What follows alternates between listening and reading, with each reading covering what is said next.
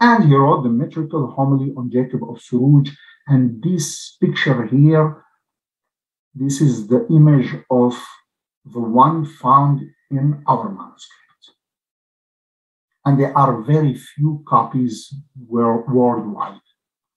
And the interesting in our manuscript that contain the oldest one, the earliest version.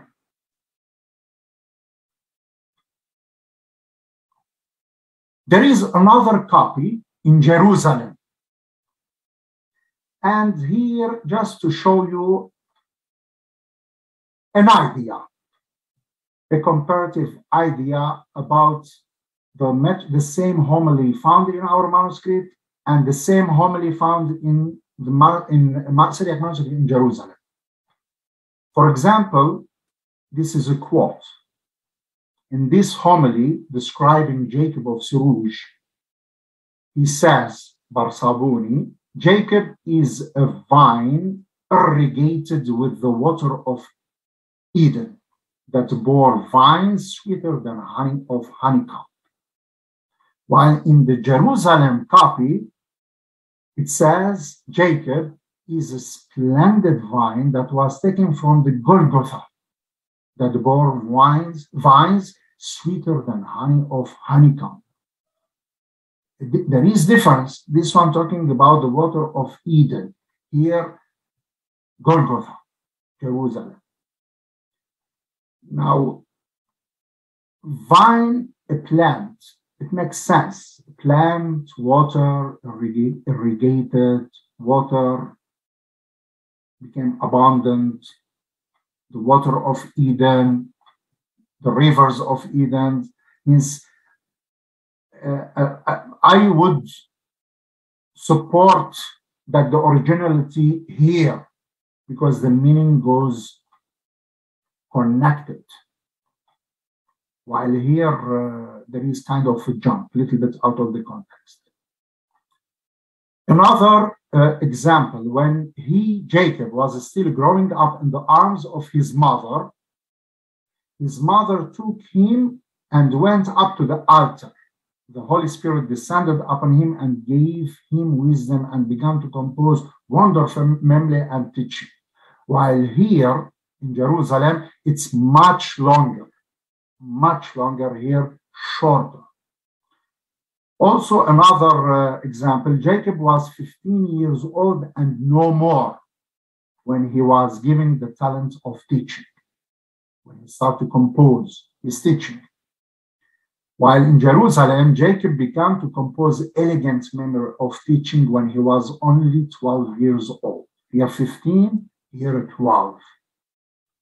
Now, according to the monastic tradition and the hagiography, 15 years old,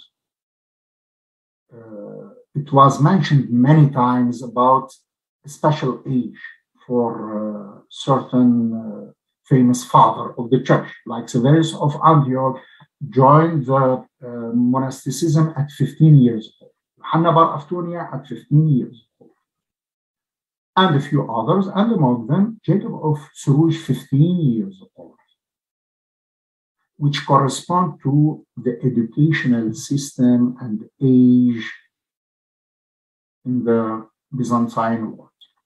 While here, 12 years old, a little bit off from the hagiographical tradition presenting the 15 years old as the age of joining monasticism.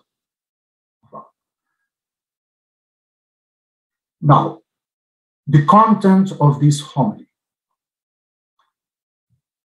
Barsabuni, when he wrote the homily on Jacob of Serugh, he realized, he was inspired by a previous hagiographical writing about Jacob of Serugh, written by someone known as George, the disciples of Jacob of Serugh. We don't know exactly who and when exactly, but before Barsabuni. Barsabuni relied on the previous hagiographical, which became the backbone, the the original structure, the backbone of a Sabuni homily in the 11th century. However, the hagiographical, means the metrical life of Jacob of Serugh by George is more simple, and it is really hagiographical composition intends to commemorate, and encourage the members of the local church, the monastery, to seek the help of Saint Jacob. It was written really within the traditional, the typical motives of writing hagiography. Popular piety, seeking the help of the saints, encouraging them. Barsabuni took that as basis and evolved, developed into a rhetoric device to express much far ideas and agenda. Here, first, As-Sabuni, this is the idea that he reflects at the beginning of this homily, the incapability to describe the quality in contents and in form of Jacob's teaching. Nobody can describe the quality of the content in form and the style, the eloquence quality of Jacob. Nobody can do that. Even he cannot do that.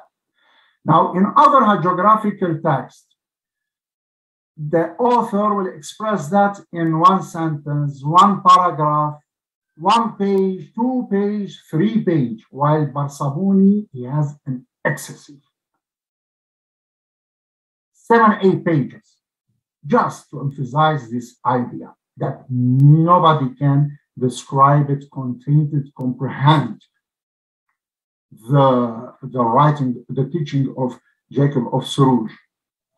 However, he says at the end, he was forced to do that, forced not to do that, but all what he was able to do, just to tell us the reason and the circumstances in which Jacob of Serugh delivered his homily.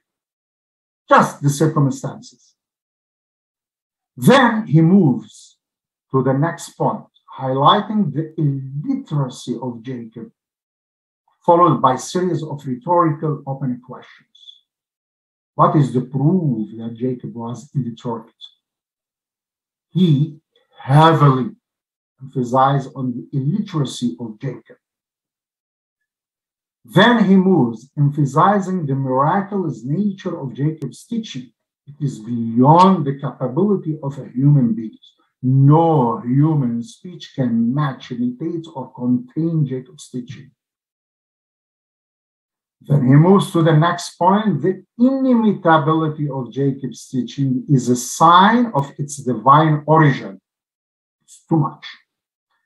Then it follows with series of rhetorical questions. What is the proof of this inimitability? And he lists these points.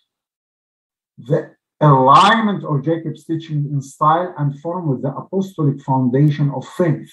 Jacob of Serugh was famous with his 12 syllabic meters, which is equal to 12 apostles. Means, according to Barsabuni, this was a sign. Why did he invent the 12 syllabic meters?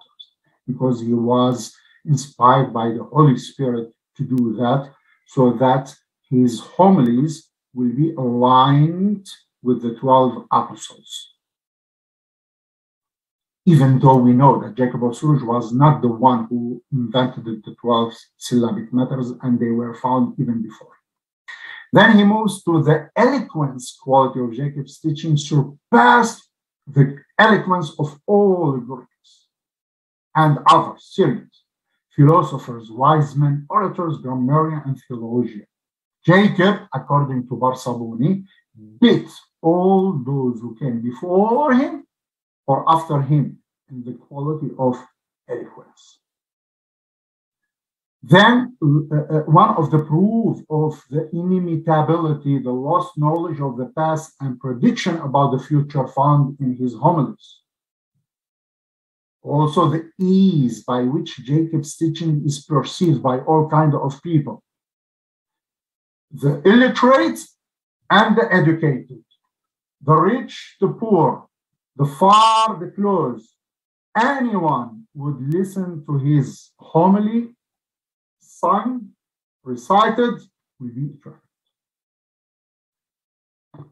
Then he presents a catalog of his memory, in which he wants to reflect, means emphasize the sufficiency, the comprehensiveness, and the effectiveness of Jacob's teaching for all kinds of need. What does that mean? That the teaching of Jacob is enough. You don't need more. Sufficient, comprehensive, and effective for all the situation. Then he moves to his question, rhetorical question. How come an illiterate man, Jacob, who belonged to a culturally, according to Barsabuni, to culturally inferior people, Syria, in comparison to the Greeks, beat all those who came before him or after him in the quality of illiterates? According to Barsabuni, there is a strong emphasis that the Greeks were the master of the language, the eloquency of the language. How come this Jacob beat all those before him and after him? Then he offered the answer.